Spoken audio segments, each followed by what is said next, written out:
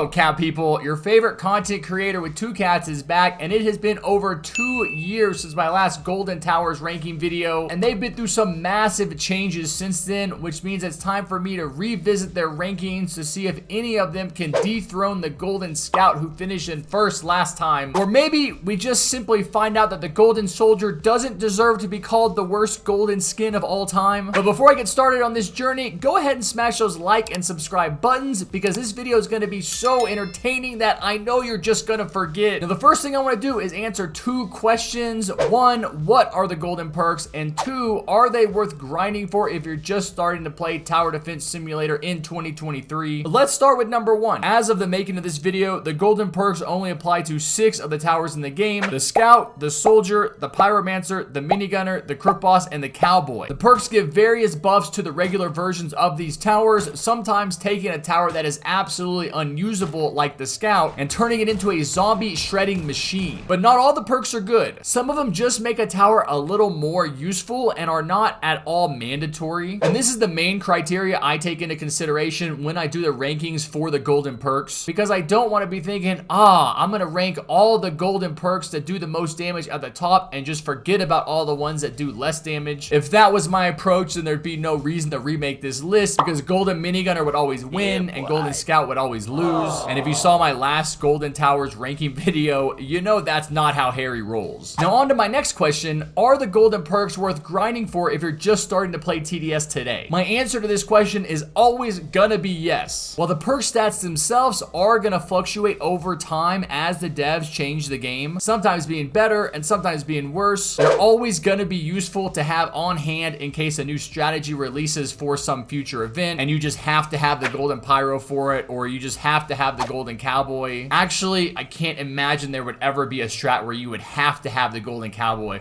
Now, as an aside, one cool thing I discovered as I was researching for this video is that you don't even have to take your chances rolling a golden crate anymore. You can just buy the skins directly from the daily skin shop. The thing is, you're gonna have to cough up 50,000 coins for the golden soldier, 55,000 coins for the golden scout, another 55,000 coins for the golden crook boss, 65,000 coins for the golden pyromancer, 70,000 coins for the golden cowboy, and 75,000 coins for the golden minigunner. And here's an example that while I was recording this video, the golden scout skin with the golden perk was available in the daily shop. And I mean, come on, the golden soldier costs the exact same amount as the golden crate. So if you're already grinding 50,000 coins and you want a specific skin like the golden mini, why not just grind a little bit longer and get that one guaranteed? And the last thing I want to say is that I really should have done this video a year ago, because the devs took the entire golden skin universe and changed everything about it. All the golden skin stats were reworked to go along with the golden perk system update. This was a revolutionary moment in TDS history because it changed the golden buffs from something that you had to be using the golden skin to benefit from into a perk system that belonged to the individual towers themselves instead of just the golden skins, which meant that we could now use any skin for that tower and still be getting that sweet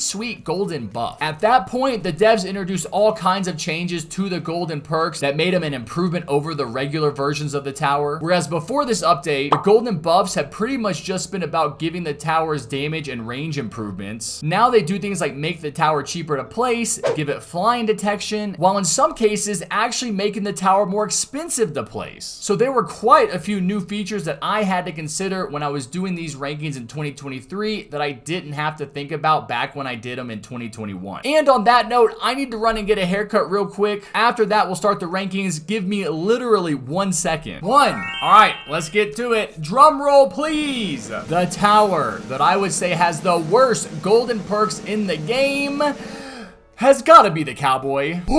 This is quite a fall from grace for this tower, as it finished in 2nd place the last time I made this list. Unfortunately, the devs massacred my boy, completely destroying the usefulness of the golden perks for the cowboy, mostly by reworking the way that it generates cash. Remember, I'm judging these towers based on how much the golden perk improves the tower over the regular version. And I would say for the cowboy that the golden perk actually makes it worse. Here you can see the stats side by side, and it's obvious that the regular version is just built better. This is because the main reason people use the cowboy tower is because it gives the monies. It's like the farm in that way, only it does damage in exchange for giving less money. It's not a particularly high damage tower, even if you're using the golden version. The DPS at max level is a mediocre 54, which is not great for late game. When I use the cowboy, I don't even upgrade it past level 3 because I just want to spam about 10 level 3 cowboys at the front so I can start collecting money, and then I'll use that money to start getting the higher damage towers that are going to get me through mid and late game. Recently, I tested this theory on a challenge for beating Solo Fallen with the duck skins only, and the regular cowboy was way better to use because it was cheaper to place and upgrade while still giving roughly the same amount of cash, which is what I really needed it for. Just look at these stats here. You don't even get to the significant differences in the amount of cash that it gives until level 4, and even then it isn't that much. Now, the devs could improve the golden perks in this case by decreasing the spin time or increasing the range, but they don't. They are exactly the same for both versions of this tower, and that is why this perk finishes in dead last place. The benefits don't kick in until the last 2 levels, and so if you don't upgrade it that high, you're just better off using the regular version. All right, now let's move on to number 5. This is gonna be a good one. Drum roll, please. And coming in as the second worst golden perk in TDS currently is the Minigunner. Oh no, oh god, oh no, oh, my precious Minigunner's in 5th place. Oh no, what is this world coming to? Now hold on, before you riot and burn your house down, let me make my argument. The last time I did this, the golden mini finished in 3rd, so I already didn't hold this perk in super high regard. Yes, it's great because it takes an already strong tower and makes it stronger, but once again, I'm reminding you, I am not ranking these towers based on their damage. I'm ranking them by how much the golden perk changes the tower. And unfortunately, this golden perk has the biggest drawback of any golden perk in the game. It increases placement and upgrade prices. With this perk equipped, it will now cost you an extra $1,000 to place the mini, and it'll actually cost you an extra $1,500 just to get hidden detection. So with this perk equipped, if you're trying to get hidden detection by wave 13, you have got to be a really good farmer, because with the regular minigunner, it only costs $650 to upgrade it to level 2 to get hidden detection, but with this perk turned on, it costs $2,000, so that's quite a difference. This means that if you're in a situation where you're strapped for cash and need good DPS up front, you might be better off using the regular version. While of course it doesn't do as much damage as it would with the golden perk, this really drives home my point that you don't necessarily need to use the golden perk on all of these towers just because they have it available. I'm thinking of the hardcore strat I covered a month ago. You can't actually use the golden perk for the minigunner there because you won't have enough money to place it when you need it, and you definitely won't have enough money to get hidden detection in time. So in that case specifically, it's better to leave the golden perk at home. And just the fact that I can say that means that this perk doesn't deserve to be ranked any higher on my list. And notice here with the stats that even with this massive price increase, you only get about 50% more damage, and the range doesn't move at all. It's the same whether you're using the golden perk or not. My idea for improving this situation is that for the devs to leave everything else the same, but to decrease the price that it costs to get to hidden detection on the golden mini, while also increasing the overall cost to max it out. Because I think the overall DPS for this perk is good enough at 103. That makes the mini a solid late game tower, so I don't think they need to improve on that at all. Although last time I made these rankings, the golden mini was doing 120 DPS at max, but that's okay with me that it's doing less now. My issue here isn't the DPS, it's the extremely high price increases just for using one little innocent perk. All right, go ahead and give me that drum roll because we're moving on to tower number 4, the final tower of the worst 3 golden perks in the game. What's it gonna be? The golden Crook boss! See? No, not right now, Crook boss. See? This is hilarious. The golden Crook boss finished in exactly the same spot as the last time I did this list. Number 4 then, number 4 now, but why? The main reason that I'm ranking this tower as the owner of the 3rd worst golden perk is because the perk itself doesn't change the way the Crook boss functions enough for me to say that it's a must-have, which is is the dividing line between the worst 3 and the best 3. Does this golden perk add more damage to the tower? Yeah, especially for the minions. This is one of the main reasons I ranked it as number 4 instead of 5 or 6. But the main thing holding this tower back is the fact that it has a placement limit of 4. This is going to keep the Crook boss from doing any kind of major damage during late game, because outside of that placement limit, it's a really powerful tower. With the golden perk at max level, it does 72 DPS, but then you have to add to that the golden minions DPS of 25. So if you can even get just 3 of them on the map at the same time firing at the enemies, this tower would do closer to 150 damage per second. And now we come to one of the most unique features of some of these golden perks. If you have this perk equipped on the Crook boss, it's actually going to cost you $50 less to place it. That's right, with this golden perk, the tower gets cheaper to place. That is the opposite of what the perk did on the Minigunner. I think this is an awesome way to improve the viability of these perks in a way that the devs weren't utilizing before, because even though it's cheaper to place, the upgrades are still more expensive than if the perk wasn't applied. But that's the normal situation with these perks. The good news here is that the prices aren't increased by very much, and the tower gets a really good bump in DPS at all levels beyond the non-perked version. And the last thing to mention about this is that the perk gives the tower a small increase to its range. It's not very much, but it's something. My final verdict is that the minions are the real winners here, getting a huge increase to the damage they can do, especially at max level. And this is the first tower on my list that I don't think can really be improved upon. I think the devs have balanced this one really well. Good job, devs. And that brings me to the midway point on this list. As I've already mentioned multiple times, the main characteristic of these next 3 towers is that I think you're going to be using the perk all the time, as opposed to the last 3 where you really didn't need it if it didn't just outright make the tower worse. Drum roll, please. Can you just start the drum roll? You know I'm going to ask for it. Coming in at number 3 on my list of the best golden perks in Tower Defense Simulator in 2023 is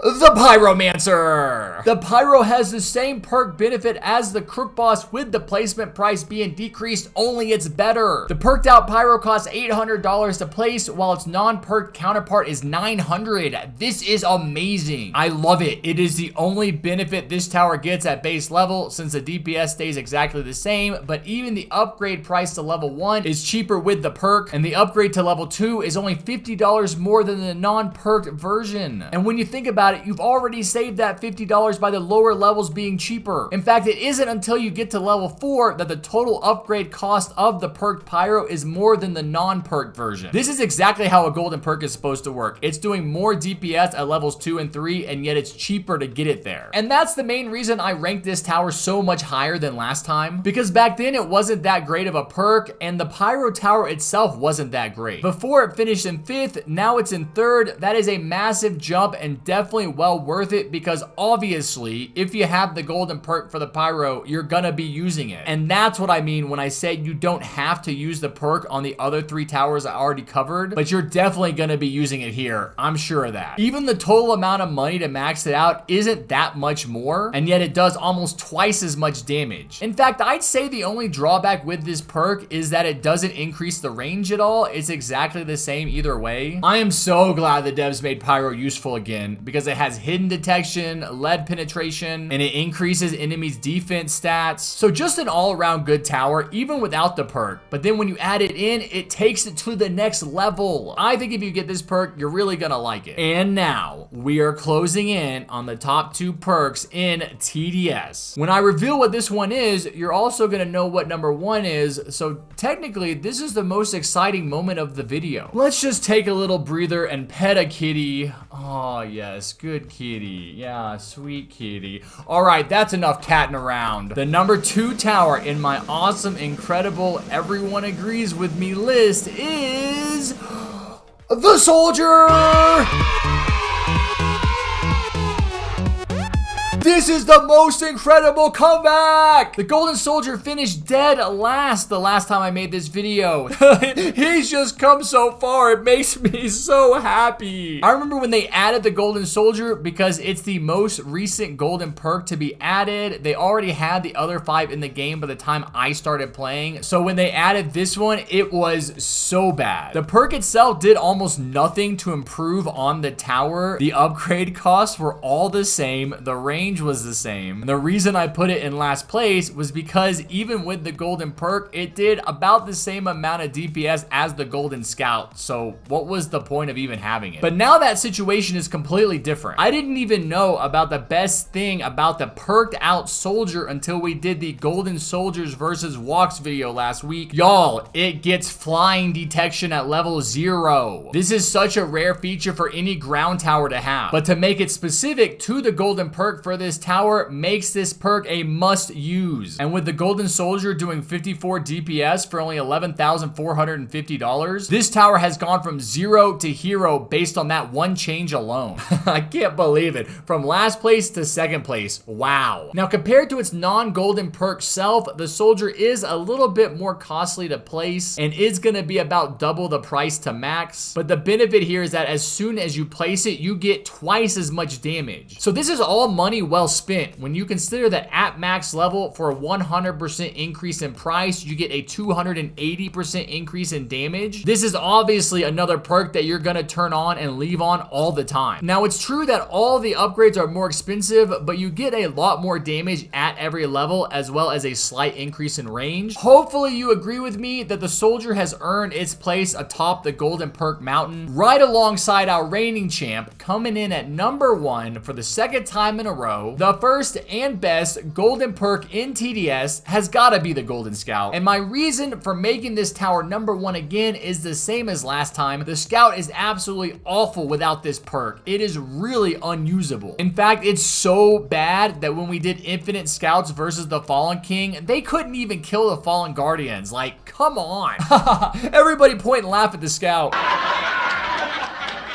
But all it takes is for you to make one small click of a button and turn on that perk. Scout goes goblin mode and is able to kill the fallen king with only 70 of them. You don't even need infinite. That's how much of a difference this perk makes to the usability of this tower. You cannot use the scout without it. No sane person does. And that's why it's most likely always going to be number 1. It makes all the difference in the world. Now, the main difference that I'm noticing between the current golden scout and the one from 2 years ago is that this one is more expensive to max, but it does almost twice as much damage. Oh my god, it's even better than the last time I made this list. It's even more deserving of that number 1 spot. To be honest, I don't usually upgrade this tower all the way to max. It does really well if you just place one before the first wave starts, because you'll still have enough money to place a farm. So you're getting to farm and defend, which is rare in this game. I usually just upgrade the perked out scout to level 2 or 3 while I'm farming.